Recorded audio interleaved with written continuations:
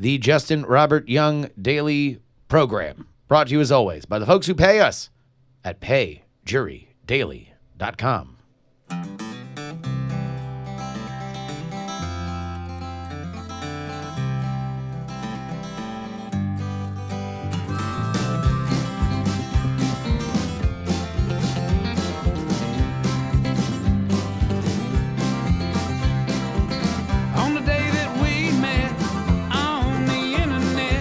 Oh, ladies and gentlemen, boys and girls, ladies and gents, clear out the vents. And by that, I mean blow a ventriloquist. I am live in Austin, Texas. I am at the Brian Brushwood Studios, and the last dying days. By the next time I come to Austin, we're gonna strip out the wiring. We're gonna sell the copper for pennies. Yeah, it's just gonna be destroyed in here. I'm like, peace out, body. We're at new digs. Yeah, this is the probably the last time that I will do any kind of show from this room, which is wow. Thanks for the memories. It's going to be this that's where it a all moment began. in time. Yeah, this is where it all began. Almost 10 years ago. Wow. Yeah. No, big deals. 10-year anniversary coming up in 5 months. Oh my God. 4 months. Well, the sound you hear is Brian Brushwood. Hi. Of course. We are in Austin. Spent the weekend in Austin. Worked on a night attack project that will be discussed more. I'll tell you what, I have more confidence in Secret Project NC-17 than ever before. After just the dry run that we like, you could start to feel there's something to that maybe is bigger than what we originally set out to do. Sure. Yeah. No. It was really, really, really fun, and we also did the Everything's Coming Up Simpsons podcast on Saturday. But really, what I would like to talk to you about, is your 7-acre Schwood. Yeah. The new property, which I had the privilege of spending the night at for the last 3 nights. Flash sideways, where because Allie and Julia needed a place to crash, and I was like, well, you got 2 choices. You can have Callie's room, which has 2 twin beds in it, and it's in the house. You know, we'll creep around like mice and not wake up the kids, and you guys can sleep there. Or there's always the definitely super haunted cult compound, and then. As we're driving, I was like, I'm totally fine either way. Which one do you want? And I remember Julia saying, like, just how haunted is the haunted place? Yeah. And all of a sudden I realized, oh, wait, for all the lore that we've told about this spot, not haunted at all. But I had to talk her off a ledge there. Yeah. It's just like, what's going on? There's no number 2 septic system. Yeah, there? That's really the only thing is you can't poop there. Yeah. So if that's frightening or and shower, spooky to you, there's no shower, and there's also no shower. Yeah. That's a significant thing. I mean, certainly as a full room and board place, but also as you've told me, you described that facility to me as the Paper Street house from Fight Club. Sure.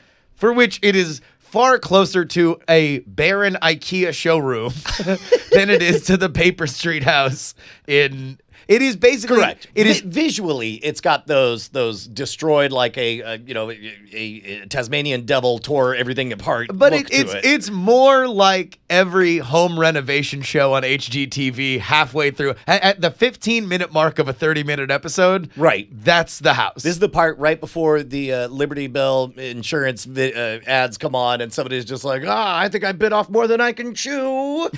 I wonder if we'll get this done in time. Yeah, there's basically exactly the version of the house before the main contractor looks, with 1,000-mile stare and says, it's going to be a lot of work.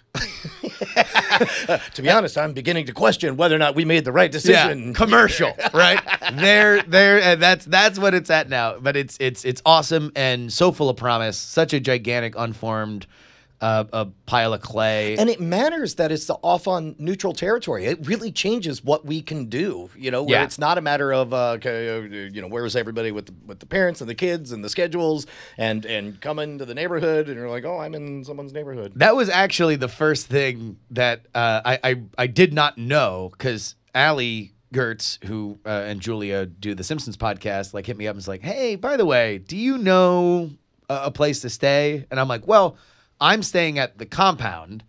I had assumed that me staying at the compound was for the novelty of like, hey, look, Justin's the first like out of town guest to stay at the compound. I did not know that since the last time I was here, the girls they claimed all the remaining space. There has always been in the Brushwood house, and this is a quote from Brian from years and years ago. I would not have bought a house that had so many rooms if I didn't want guests to understand that they were always welcome and there is a guest room for them. So I assume that I was staying at the compound as a novelty. And I tell Allie, I'm like, well, there is always a guest room. Not knowing that there was no longer a guest room in this house. Not anymore. As soon as the you now have one teenager and a rapidly approaching teenager and then a 5-year-old. Yep. They are now there's no such thing as held back space. There's annexation of territory happening at all times. Also, and now that they're squatting in all that spot, they are increasingly feel entitled to their privacy and their space, and increasingly resistant to the idea of like, I would just shuffle everything around. It's like, no, I'm not getting out of my. Why would I get out of my? Don't I have a room? And of course, every teenager is entitled to have a room. And so on. But you could hoodwink them before when they were younger. Sure. I mean, they also didn't care. It's like, exactly. Hey, tonight we sleep downstairs. Yay! It's downstairs camping party. Exactly. Right? But I guess on the flip side, though, that's another thing that I'm really excited about is once we get the security up to snuff over at the new space, is the idea of like that experience of truly being in a house and feeling like if anyone walks in and is not your family, it's time to grab the gun. Like that's something I haven't experienced for a dozen years. Yes. And I really look forward to the idea of having I'm told they're called a home. As I use air quotes. Exactly. And that's something that you haven't had. Yeah. Right? Like and now all the business is going to be out of your house. And this is the last remnants of it. The last remnants of, I mean, you'll have a home office, right? Obviously still downstairs. Sure. But other than that, this is the production facility for all of your live content, and that's no longer going to be the case. Well, and the other thing too is I'm looking forward to this space being, and kind of a private home office, because we have the office downstairs, but the kids have reached the point where they realized, well, if the family room TV is being used, I'll just use Dad's office. And at some point, it just became the family's office, I guess. And then plus also like there's no stopping Calliope as she's wandering the halls looking for literally anyone to bug. If she sees Dad at the office, just kick in that door. That was another moment I had when I came in here, is that now Callie is at the age where she is going to be remembering everything. Yeah, we're on the record on the record within the last year, yeah. And she's the last Brushwood girl that I'm going to have that memento moment with, where reintroducing yourself, just reintroducing myself literally every time. Like I've known Callie since she was born. Every time that I've come to town, I've reintroduced myself, and she has been very, very excited to show me her room. That's without a doubt, it happens every single time. It's like, oh, this is Justin. This is Uncle Justin. He comes into town every once in a while, and I'm like, hi, Callie, how are you? And she's like, hi. Do you want to see my room? She's like, I have this condition. It's called being 5. Exactly. Also, I'm very excited about my room. Come see the room. But yeah, no, it is. It is always a fun time, and I'm glad that the family has kind of retaken. The Brushwoods have now retaken over the Brushwood house. Yeah, finally. Which is fun. The wild thing too is when we went to the space on, I guess it was Friday when you came in, and like your unbridled enthusiasm was like, it was raining and it was dark at night, and I was like, oh yeah, you want the whole tour, like walking the back 7 acres? You're like, are you kidding me? Hell yeah. You're goddamn right. The creepier the better. And then walking by spiders and shit, and it's just raining, it's miserable. It was great. There was an amazing time when we had made our way back through the like trails, and you come out into what is the crown jewel, will be the crown jewel of this property. Oh, this is interesting. The pond? The pond. In the back? Yeah. And it's been raining in Austin for what, a week and a half, something like that? So it is it looks like a pond. Yep. It's not just a dry, divot of land. It is a pond with, frogs making frog noises. There was one very happy frog that night. There was a hell of a frog. He was just like, hell yep. Hell yep. The rain made him happy. But immediately, you can just see everything that's going to happen there. You can just see the permanent pond and the summer parties and the barbecue and whatever else gets set up there. It's just so exciting to look at anything and immediately understand like that this is your next 30 years. Yeah, or like, certainly the next 5 to 10 perfecting- years. I mean, it's going to be intense for sure. And I'll tell you what, man, it's by the financial numbers, it's not a terribly irresponsible thing that we've done to, instead of just getting some office space and all working out of the same space, which I think would have been a fine way for things to go. But like, there's something about that. We bought a compound story that all of a sudden bunch of doors, I would say, didn't open for me, but just opened up on their own. All of a sudden, Texas Monthly is like, "Hey, come be on our podcast. We hear you're crazy," and people like get really excited, and they're immediately thinking like, "Oh my gosh, what if I did a concert here? What if I did my podcast out of this?" Yeah, it's. I think it's probably just stakes, right? That like you have now bet this amount of money on yourself publicly, right? Which then, no matter how much, you could go to Texas Monthly and be like, "Hey, look at my look at my mint. Look how much money. Right. Look at how successful I am here in this town. Look at my social score. Whatever. And it's like, okay, like whatever, virtual thing. Okay, I bought a compound, even if you had done it financially irresponsibly. Like that you just are mortgaging literally everything you've ever had. Like, sorry, girls, college is now off the menu unless you get a scholarship. Right. Like, and people would be like, oh. Yes. Well, and I felt that when it came to, it's a really interesting proxy for kind of the success of our shared new media explorations, where it's just like, oh, what do you do? And it's like, okay, I'm going to tell you what I do, and you're not going to care. And then I'm going to say, but there's enough momentum with the podcast and the YouTube stuff. I bought a 7-acre compound, and then suddenly, like, that's all they needed to hear. They're all like, "Oh, so I guess you're doing pretty well. Haven't you done well?" No, absolutely. When by the numbers, no, I've not done any better than anybody else. I would say that if you want a little glimpse, literally, just like a hello world proof of concept of the kind of stuff that is going to be happening on that property, go watch the most recent Modern Rogue, where that's the other thing. Like, we decided we were going to try to defeat predator vision, try to fool a FLIR camera or whatever, and it's amazing what changes when you're like, okay, what next? I'm like, we could just burn all this shit and then cover ourselves in mud and scream and like that's all stuff that would take like, okay, well, I've booked a venue and we've got between 4 and 7, but then a paintball group comes in. And sure, all of that changes, and then all of a sudden you could feel that freewheeling enthusiasm for like, I don't know, let's try this, let's burn this, let's shoot these. It's just awesome, and I'm so impressed. Congratulations again on taking that step, and I'm so pumped to see everything that comes from here. So how long do you think we're looking at? It's easily 5 years before.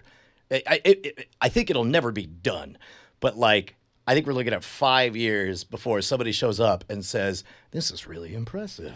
Oh no, that's a year. I mean, like literally, you just get the grounds under control and make it look more like a professional place. Maybe right now, currently, when you drive in, the doors on the pillars, they're hanging by they're one literally hinge. like as if the Duke boys had to force their way in, so they like blew the locked gates open by ramming them. But it's as though like somebody wanted to convey that the Wonka factory had been closed for years, and they're like, no, can we break? And then these fences just have them leaning over, everything overgrown, and it looks like a Logan's Run.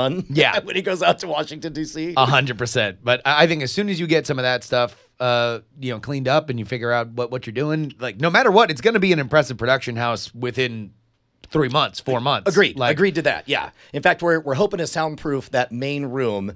Once that main room gets soundproofed, then this can leave here Yeah. and go over there. And all of a sudden, that's where we work out of. And then I guess we also have Because to work. it will get exponentially better, exponentially faster as soon as you're working out of there. Oh, absolutely. Because all of a sudden, now- once it's a living space and everybody's working out of there, that's going to be Because tremendous. then things will get fixed very fast. All right, you want to do some emails? Yeah, hells yeah. What you got? We had on Thursday's episode, we talked about hurricane parties. Have you been on a hurricane party? Is that just a bunch of people who are like, I want to ride out a hurricane? That sounds fun. I tweeted an article that it was a Fox News thing titled, as if, to troll Google News, why I'm refusing to evacuate or whatever. Oh, yeah. And the guy, it sounded like he was a father, had kids, and the family was all gone. But he also sounded like he was clearly in the prime of his health. He read as though this is somebody who's no stranger to camping and outdoorsmanship, who is well stocked and has everything, and has made a pledge with his friends where it's like, hey, I'm going to ride all this out. I've got a kayak if I need to get away. I've got all enough water to last 4 weeks. I've got all this stuff, and the moment everything ends, me and my buddies are going to start immediately cleaning the brush, felled trees, and all that stuff. It actually made it sound like a reasonable. Certainly no less crazy than skydiving. Like if you're going to give somebody the personal liberty to experience skydiving, then maybe riding out a hurricane once or twice and doing some public good might not be a bad idea. I probably have an unreasonable position on this, but in South Florida, if you leave, you're a puss. Yeah, and nobody will look at you the same way again. Everybody, like I would say, there are elements of like coastal Carolina or the Keys or like places in the intercoastal where there's like one road in, one road out. And if that's closed, then like you might be isolated for a longer period of time. Right. Where it's like, no, you need to leave that. But that's an outer extremity. Right. If you're just there in town, I mean, also that's the other thing is that when you're around a lot of hurricanes, you kind of realize that like the odds of one doing the big damage to you becomes so statistically insignificant that you're like, Well, and also there's the and also leaving requires you, because you're not leaving the night before. Oh, geez, You're leaving 3 days before, 4 days before. Next thing you know, like my mom, during one of the big hurricanes last year, she left South Florida because it looked like it was going to be a direct hit to go be with my brother and his new family, and then it wound up shifting and hitting them. So it's like you literally don't know where it is eventually going to make landfall, which makes evacuating more of a tricky situation. Sure. Well, and on top of that, you also have worth saying, not that there aren't terribly destructive hurricanes, but I think there's a tendency, if you don't live in that area, to picture like Tornado Alley or something, where it's just like everything. Correct. I mean, it is certainly they can be very, very destructive, but it is a gradual destruction and flooding. If you have the ability where for a fact that that you can always get high enough and you've got enough food and water and safety and electronic gear or whatever. I don't know. That doesn't seem like the craziest thing. It's not. All right. Carl writes in. California Carl says, listening to your episode from last Thursday, I noticed how you advised people not to invite Carl to the hurricane lock-ins. I have to agree. Mobile towers normally have only enough battery to run for a day or so, and once that's gone, he'd start getting really annoying. On the upside, though, Carl knows he's a lightweight, so he wouldn't drink up all of your booze. So I just was using Carl as a random thing, and we had Carl write in to let us know that, listen, maybe I'm giving Carl's a bad rap. Ben writes in, once on one of your recent podcasts, you discussed hurricane parties and some of the best practices to follow. You mentioned that the hurricane party can be more fun than other natural disaster parties like tornadoes and earthquakes, but I'm going to throw in my 2 cents for blizzard parties. You mentioned, I assume he means the snow situation. Not like the new release of the Hearthstone expansion. Not a fireside gathering. You mentioned that blizzards typically last longer, and while I agree that the aftermath, snow to shovel, does take a while, the roads become drivable quickly after the snow stops, and cities clean them up. People over drinking at the parties, you do have a few options that you won't have with a hurricane party. This is one of the things. I said, look, if you're going to have a hurricane party, you got to make sure that that's a vetted list. Yep. Like, if everybody has to be able to drive in their lane. No amateurs. No amateurs. Yeah. We're talking about pro-level drinking. Yeah. Because at a hurricane party, if you vomit in one of the sometimes only one available bathroom for everybody, it's a problem. Yep. You have, because we're not cracking a window. Like, everybody's got to deal with this, and no matter how much you clean it, it's going to smell like somebody booted in there. Yeah. So he said, at least if somebody vomits, you are able to open a window in a blizzard party. It's going to be cold outside, and maybe you'll get a little bit of snow, but it's not going to be the end of the world. But even then, like during the blizzard, I think I can picture stepping outside to puke on the lawn during a blizzard in a way that I can't during a hurricane. He goes on, you can also just go outside. Yes, it's windy and there's a lot of snow, but it's actually a good way to sober up. Also, you don't need a refrigerator. You can literally just put your beer outside. Oh, that's pretty good. Yes. Also, not the point of the hurricane party. Like, yes, blizzards are a lot easier to get together with your friends and nobody's and ride questioning whether this is a double black diamond experience. Yeah. No, look, congratulations, blizzard party goers. You've described a good hang. Yeah. I hope you enjoy your good hangs. I go down those bunny slopes. Maybe slalom a little. Get crazy. Marty in Maine writes, when you were first starting out on your podcast, you created a bit where you would imitate what you thought a particular celebrity orgasm sounded like. I found it quite hilarious, as I'm sure others did. In light of the recent news about Lennon and McCartney's spank session, I thought that it would be the perfect time to bring it back. You could even use John and Paul as the latest examples. Please consider it, as I know it'd be a big hit for those that have tuned in later. So I have my comedy partner here. Oh, jeez. So I will do Paul. Wait, you do John. You're gonna take Paul away from me? I'm taking Paul away from you. I'm asking you to spread your wings a little bit. Okay, all right. So I'll start off. Here's Paul. Oh. All right. So John. I feel like John would be angrier, kind of like.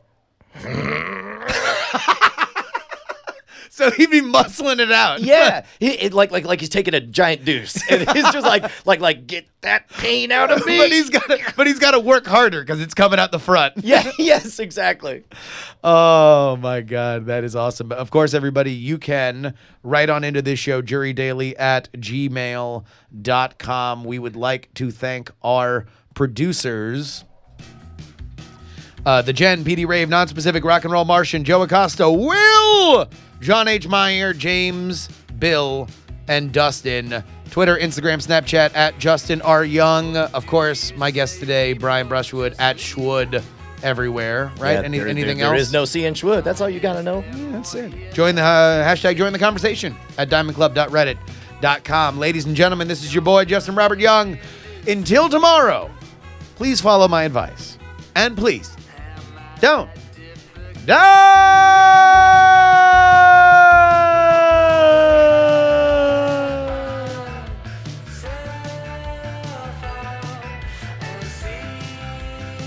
Oh, wait, we got to do it live. Hold on. Oh, what are we doing? Oh, yeah. Oh, I got you. You'll know your part. Yeah.